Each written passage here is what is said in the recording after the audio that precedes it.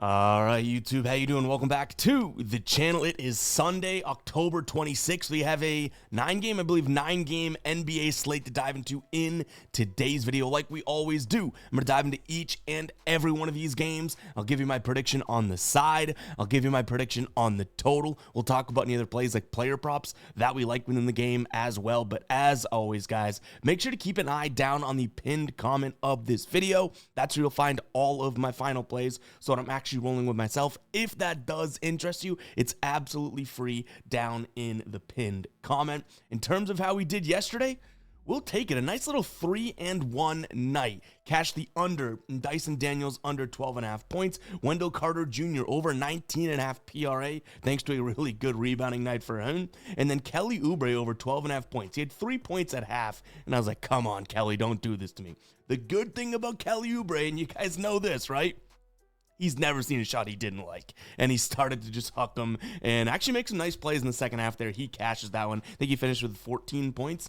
The only loss on the board was our same game parlay in that Memphis and Indiana game, and it was one Ja Morant point shy. He finished with 19, Wells hit his 5, and Jaren Jackson hit his 15. So I look at that and I'm like, well, the read was there, right? So I'll take a 3-1 night last night. In terms of the ride of the day, we didn't end up selecting anyone yesterday, so it is up for grabs today on this fine Sunday. Go ahead and use that hashtag ride of the day down in the comments. List your favorite play along with it. I jump on board with one person's play each and every day and give you a shout out in the next video, win or loss. If you win, we track it and we continue to roll and ride with your plays. If you do lose, you still get the shout out, but we're shouting out a loss, and no one really wants that, right? So let's go ahead and get those hashtag ride of the days down in the comments. Now, guys, hit that like button. Hit that subscribe button. I know it's NFL Sunday, but man, oh man, the NBA season is in its infancy, and I'm still pumped for the slate. Let's go ahead and dive into game number one. Now, we actually had some technical difficulties with the team graphics and everything for this video, so we're going old school, guys. The OGs remember this. We got the arrow on the slate here going through. So, guys, hit the like button, hit the subscribe button. Let's jump into game number one here. We got San Antonio taking on Brooklyn. Now, San Antonio laying a big number. It does make sense to me as to why they are laying that big number. You have Brooklyn 0-2 on the year, San Antonio 2-0. And, I mean, Victor Wembanyama looked very, very good. He had 1 million points in night number one. He had 29 and 11 in night number two there against Zion and the Pels. I understand why this line is so big. I don't think, I'm willing to dabble in an 11.5 line, but maybe, just maybe, San Antonio becomes sort of a parlay piece or something today, because I do think that they are going to win this game, especially at home, with Brooklyn really not looking all that tremendous. Now, one player prop, and then we'll get to the total. One player prop that I'm actually considering here would be Michael Porter Jr., whether it's his points or his, honestly, probably 3-pointers made if I had to choose that, because I do think he'll score most of his points by way of the three, not necessarily bringing the ball down low into Victor Wembanyama's dojo, right? He hit 5 threes last game. Even in night number one, he took 7 threes. So for him to go out there and hit 3 threes is not all that crazy. This is a Spurs team that did allow plenty of threes just a year ago. His matchup is going to be Harrison Barnes. That's my only concern. Harrison Barnes will follow you out to the perimeter, and obviously a very, very good defender, but still, that's probably where I'd look. Now, from a total perspective, I do think that this one could go under. Would it surprise me if the Spurs score really, really well? No, it wouldn't. I don't really love the defense that this Nets team is rolling out to start the year. 136 allowed to Charlotte night number one, 131 allowed to Cleveland night number two. But I think the San Antonio Spurs defense has been fairly impressive. And why would they need to score 1 million points against its Nets team? They should be able to handle them in general, right? So I'm going to lean towards the Spurs, the under, and I like that Michael Porter Jr. The only concern, like I mentioned, is the idea of Harrison Barnes, a good perimeter defender on him. Next game up here, we have Detroit taking on Boston. I will say that this Celtics team has been underwhelming, right? I feel the need to say that just because I am obviously a big Celtics fan. Even out of the main four, that's my favorite team here in Boston. Detroit's 1-1 on the year. That game against the Bulls night number one, I do think if they played the way they played in the second half, we could easily be looking at a Detroit 2-0 team. And they beat the Rockets yesterday. I think that was a good game 2 days ago, actually, right? So that was a good game as well. I think this Detroit team's really good, but at some point, the Celtics, some luck has to go their way. They piss away the game against the Sixers. I think the Knicks are just better than them without Jason Tatum. I'm going to lean Celtics plus the 3.5 points here. I like the fact that we have somewhat of a Detroit team that lacks the perimeter defense. We know they're going to be pretty good down low, especially with Duran down there, him another year under his belt. But I don't love the idea of their perimeter defense with Cade Cunningham, Asir Thompson as their 1-2 punch up there. So I like the idea of the Celtics hitting some threes today. And if they can hit some threes, they can still beat anyone in the league, right? Jason Tatum or not, with Pritchard, Derek White, Sam Hauser, Jaylen Brown, maybe, I guess. You know, we could look at some of that. Now, I already mentioned two of those names. They are on the injury report. Jaylen Brown's questionable, and Derek White is probable. I like Derek White today from a player prop perspective to go out there and hit 4 threes. Yeah, it's a big number, but you're getting a decent line right now. -127. In his first 2 games, he took 13 and 11 threes. He hit 4 night number 1 against Philadelphia and 3 against the Knicks. So I do like him in this spot. To hit 4. Yeah, that's a really, really high 9, but let's remember, Jaylen Brown, like I just mentioned, is questionable. Derek White coming off of, I would say, a game in which he probably wants back against the Knicks, right? He only had 15 points. He shot like 20-something% from the field. Derek White might come out firing today, so I like that. I don't really have the strongest of take on the total here. That's why I left it till the end. If the Celtics score a bunch of points, yeah, this thing probably could go up and over because Detroit is no stranger to saying, hey, let's get going and let's run, right? We saw them utilize that. It's funny, they had a 115-111 win in their last game, and they lost 115-111. Both games so far have been the exact same score for them, only opposite sides of it. But they had a 115-111 win last game, and like I said, same thing the other end. The interesting thing to note is that, okay, that Chicago team was off to the races, and, you know, Detroit only scored, what, like 19 points or something in the first quarter, and Chicago scored 35. After that, Detroit put up 30 points in every single quarter. Like, they will run, they will score. So if the Celtics are hitting their threes, I do not mind the idea of an over in this spot. All right, guys, real quick, before we do move on to the rest of the games, I want to talk to you about Underdog, and I'll continue talking to you about them as long as they have this deal. One of the best in the market right now. Play $5. 1, 2, 3, 4, 5. Play $5. Yes, I can count. Get $100 back in bonus funds and entries. 5 turned into 100 just by simply placing that lineup. Absolute no-brainer. And guess what? You're also getting a gimme pick today. NFL Sunday, Jordan Love, 0.0. 1 yard cashes this bad boy, and you're cashing that square. 0.0, I think it's pass and rush yard. So we could even rush for this one. A QB sneak cashes this one. Go check it out, guys. That link will be down below in the description, as well as the pinned comment. I will still say, even with the gimme pick and the Jordan Love 0.0, I know we like that square, but that play 5, get 100 seems like that's the biggest no-brainer in the world. Do not miss this one. Like I've been telling you guys, they're not going to run this offer for long, right? You don't want to be looking back being like, I'm going to sign up for Underdog now, but I missed that offer. No. Go take advantage of it. Link down below in the description, as well as the pinned comment. Also, guys, before we do move into the next game, let me know if, because this is the OG, this is how he started doing in terms of like the visuals and whatnot, right? We had the full slate here on the screen, and that arrow would indicate what game we're on, rather than, we do still have yesterday's last game loaded, but we had some bugs with this. But this is what it would look like in the new version, right? Like that we have been doing. So what do you guys like, this look, or do you like the OG version where the arrow tracks what game we're on? Let me know down in the comments. Definitely open to feedback, criticism, all that jazz. Washington taking on Charlotte. While I do like Charlotte in this spot, and I think that they're a little bit more impressive, at least to me, than I would have originally thought, I don't think this is a game that I really want to partake in. There's a lot more value out there. We also have NFL today. This seems like a really volatile game, doesn't it? Washington, Charlotte, like, not exactly loving that. Now, Charlotte was winning for, honestly, the majority of the game against the Sixers. They looked really, really good. I would say that they lost the first quarter. I don't remember the exact score, but then got demolished in the fourth quarter. But honestly, for like, I would say 62% of the game, if I just had to pick a random number, they were winning that. And, you know, I do think that LaMelo Ball looked pretty good. He had 27 and 10 and I think 8 or 9. Brandon Miller only had 4 points yesterday. I believe he got dinged up, if I'm not mistaken. But Colin Sexton, like this team is a little bit better than I thought. Like I said, we don't have to go through their whole box score, but I do think that they're impressive. This Washington team is the exact opposite. We know what we're getting out of them, and they do not look all that great. Now, did they beat Dallas, which I do think is a decent feat for them in their last game? Sure, but are we going to get Keontae George to go out there and, or actually it's Keyshawn George, right?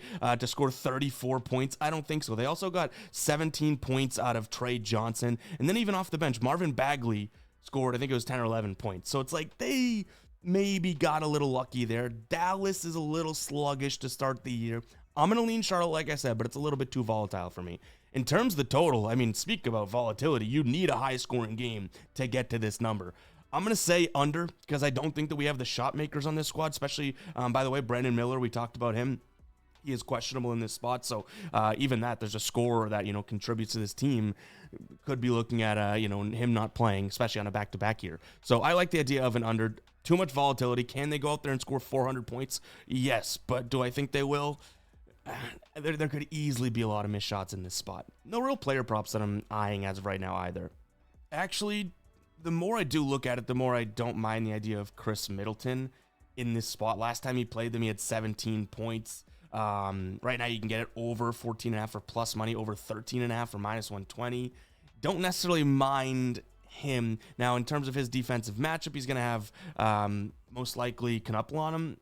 Don't mind that matchup. If he gets, Miles Bridges, if they want to go a little bit bigger, then Miles Bridges is a little bit more physical, but I think Middleton can kind of take him off the dribble and pull up. So, yeah, I might talk myself into that. Keep an eye on the final plays.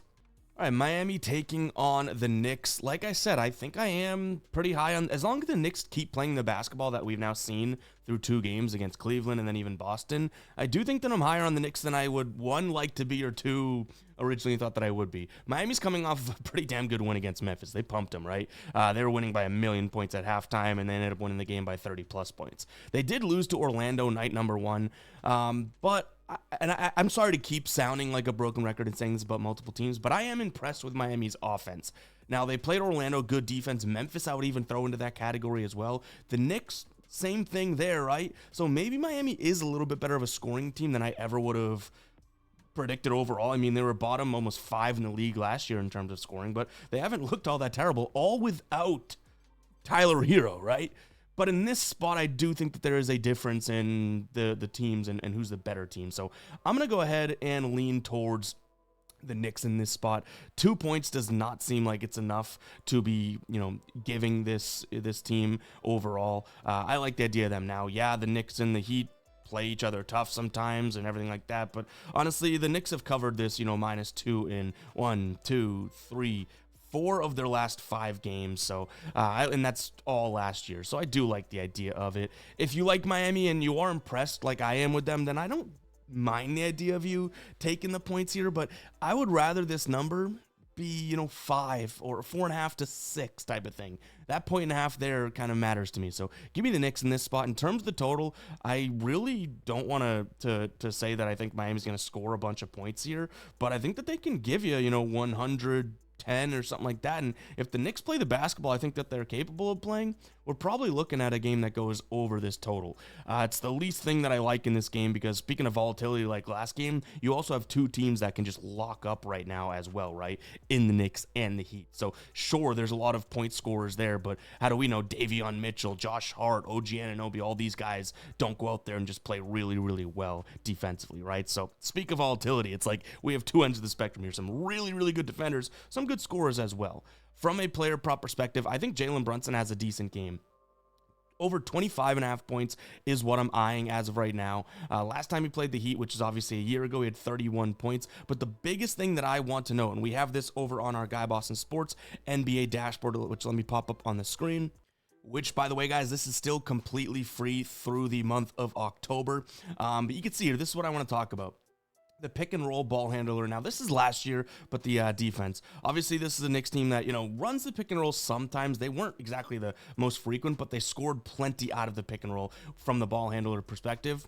I like the idea of that against this Miami team. 22nd in terms of effective field goal percentage a year ago there. Defense to point guard, they did allow the most threes to point guards in the league. They were kind of sharp on the scoring here, but again, the pick and roll is what I'm looking at. Davion Mitchell will be all over Jalen Brunson. Don't get me wrong, but if they run that pick and roll, he's going to get switched on to Khalil Ware or, Bam Adebayo, and I think Brunson will be getting to the line a decent amount today. So it really does come down to getting Mitchell off of him, but I think they'll be able to do that successfully. Oh, and I didn't really mention how to get access to this.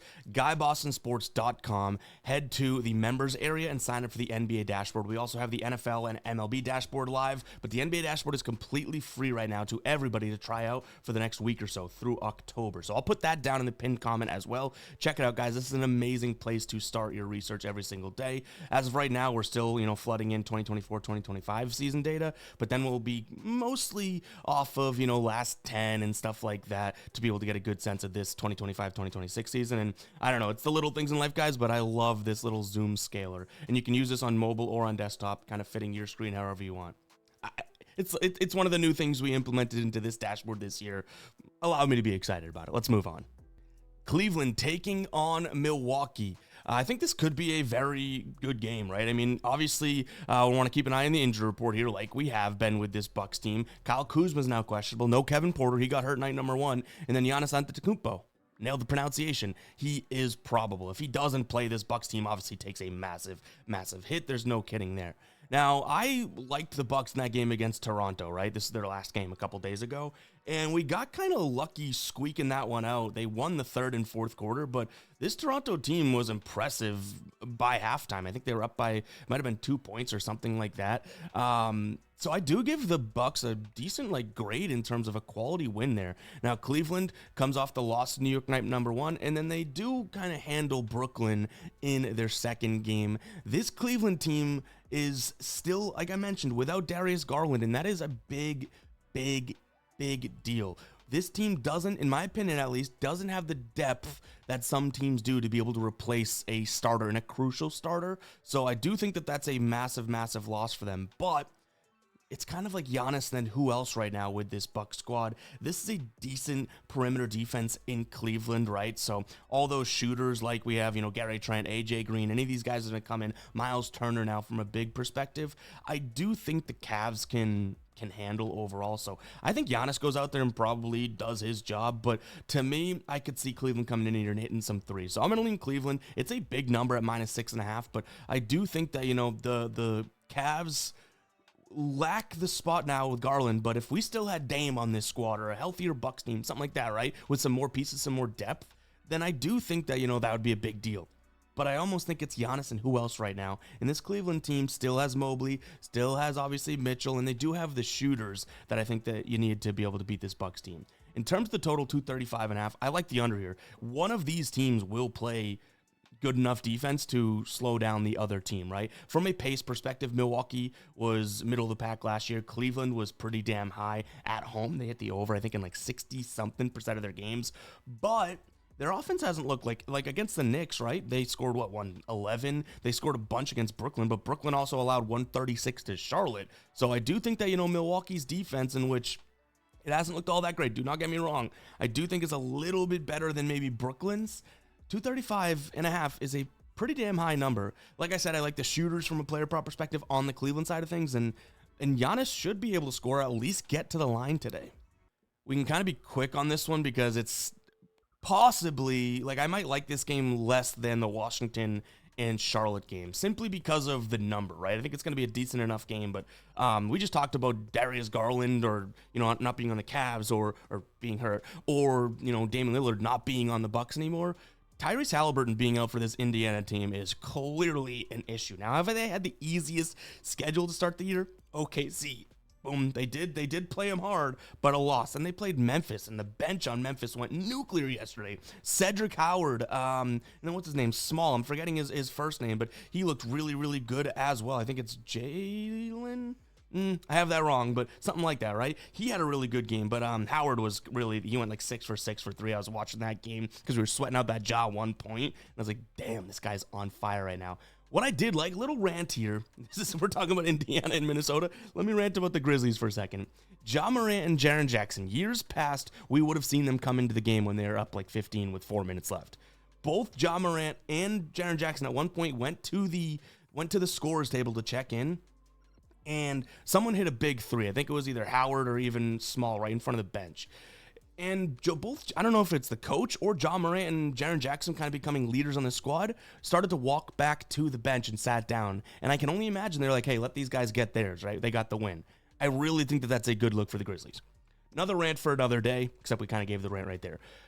Minnesota, Indiana, I think Minnesota's the far better team. Maybe this is a parlay piece. In terms of injuries to note here, Nemhard, Mathurin questionable. There's a bunch of questionable injuries. TJ McConnell's out, we know. Obviously, Halliburton's out. So Indiana's just kind of struggling right now. They're on a back-to-back. They're traveling to Minnesota. Give me Minnesota, and probably Minnesota's team total over as well. We ranted more about the Grizzlies in this matchup than we did actually talking about the game.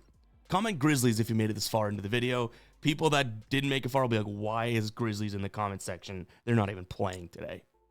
Dallas taking on Toronto. Now, I already talked up this Toronto squad, right? I think that they're better than I originally thought. They were obviously a good ATS team last year, but I'm just talking about in terms of how this lineup plays against one another. Quickly, Barrett, Ingram, Barnes, and Pirtle. From 1 to 4 there, I really would question, how are they going to work the ball? How is this going to flow? And honestly, at least from a distribution perspective, I have been impressed, so I'm going to give him a little bit of credit there, right? Now, Dallas, I still don't necessarily think it's hit the ground running. They've been a little sluggish to start. The offense hasn't looked all that good, but this seems like a nice get-right spot for them. It's only a 1-point spread. Anthony Davis should be okay in this game, or at least we'd assume Anthony Davis would be okay in this game. The matchup for Cooper Flagg, especially if he's going to continue to play some, true point guard minutes, Quickly's a lot smaller than him. I think Cooper Flagg can either lose him and kind of shoot over him if he's on him, but also use his size to kind of out physical him. So I think there's multiple ways Cooper Flagg can get going here, which I know is kind of crazy to say because he had 10 points night number 1, looked a lot better night number 2, but still hasn't really shot the ball. I think he was like 5 of 14 or something, but he had 18 points. So good for him. I think this could be a nice Cooper Flagg game. The problem is you can't even take that from a player prop perspective because, the one, there's volatility there, and 2, and have you noticed, guys, I'm trying to be volatility averse here to start the season. 2, his line's at like 17.5. 18 points from him in this spot, I think, would do a lot of damage. We're focusing on him too much, though. I think Anthony Davis has a decent enough spot here. He should be able to either outsize Scotty Barnes. I like Scotty Barnes, but Anthony Davis outsize Scotty Barnes or outmaneuver Jakob Poeltl. Also, isolation-wise, I think this is a decent enough spot. You get guys like PJ Washington with the ball, obviously a little bit more of a spot-up shooter right now, but I do think that he can kind of get the ball and score. There's a lot of ways Dallas scores the ball today, so I lean, at least in my dumb brain. Dallas, I like them on the money line here. I also don't mind them in their team total over. I think Toronto will up this tempo, and Dallas will say, okay, you know what? We haven't really been playing fast to start the season, but maybe we finally do, right? Like, let's not forget Flagg, Klay Thompson, PJ Washington, Anthony Davis, Derek Lively. That's a damn good starting 5. Next up, we have Sacramento taking on the Lakers. Now, this is an interesting one because this Lakers team, I've said it all along, right? Like, I don't think that they're in the best of positions without LeBron. But Luka Doncic is Luka Superman Doncic. Like, he is able to win these. I mean, he did it against Minnesota, right? Like, he's able to. He made it competitive against Golden State. Like, this is a guy that is literally able to say, okay, well, you know what? Maybe our team's not that good, but I'll give you 50 right now. And it's like, yeah, give me 50, and all you have to do is somewhere along the way find some other points. Now, Rui Hachimura has been pretty crucial to this team. I don't think that he continues to do that. So I do think that their points start to lack and lack and lack. The question is Sacramento's offense even remotely ready to score up with Luka, especially if he gets hot or anything like that? I don't know. I do think that Sacramento at home, seemingly with more of a diverse and spread out lineup. And again, I talked them up after their first game. I loved how Levine and DeMar DeRozan played against with one another, and it just did not look like that in game number 2. DeMar DeRozan, honestly, it was a tale of 2 different tapes. You know what I mean? Like, they did not look all that great. It was a Zach LaVine night in that one. Malik Monk also, I think, had a decent enough game. I'm thinking that we get back to... Anyways, like I said, this is a tough enough one. I do think that Sacramento will play... I would like to think that they're going to play more this year like they did night number 1, which I think might be good enough here at home to beat the Lakers. Give me Sacramento. In terms of the total, 229 seems like a really, really good number here. You know what I mean? Like, these are 2 teams that can play fast, which would bump you out of that 225 range, but they can also play slow, which keeps you out of that 230 range. So I'm going to lean towards an under, just because, again, I do think that this team... On the Sacramento side of things, there is still a chance they don't necessarily play all that cohesive, right? And then on the Lakers side, like, I can't see them without LeBron.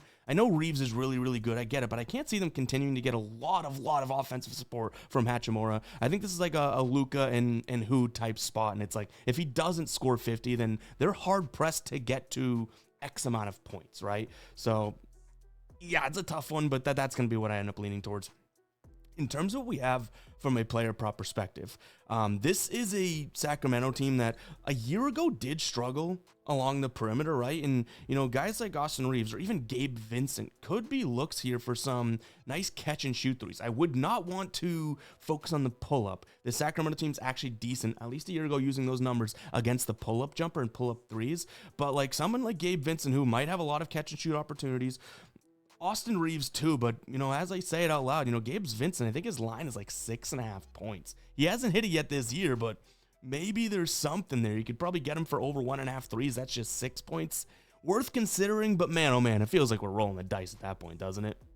All right, in our last game of the night, you're probably looking at this being like, all right, Clippers, only 7.5 point favorites. That's probably where we'd want to look, right? But they beat up on the Suns. I think we can probably give them a little bit of credit there, but they got smoked by the Jazz. There's no telling that a bad team can't beat them. And Portland, they just beat Golden State. Let's be real here. I mean, it was a Golden State team that Steph Curry ended up going off, but like no one else really showed up. So there's a chance that Portland's a little bit better than we think, but ultimately, I still think Clippers at home, they pump the Suns. I think the Suns are better than the Trailblazers. I'm going to lean in the direction of the Clippers here. And that total, pretty damn low at 226.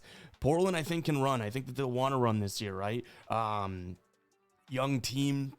I don't know if the Clippers are going to want to. So if you like Portland to cover the spread today, I would lean over. But if you're like me and you do like the Clippers, I think that there's a good sense to be able to get to a under 226, maybe even a Portland team total under. I think the Clippers defense is going to kind of show up overall. And then no real player props as of right now in this one. But guys, it's going to wrap it up for today. So hopefully you guys did enjoy. If you did, make sure to hit that like button, hit that subscribe button. And again, use that hashtag right of the day down in the comments. Let me know all of your favorite plays. Catch you guys in the next one, all right? Peace out.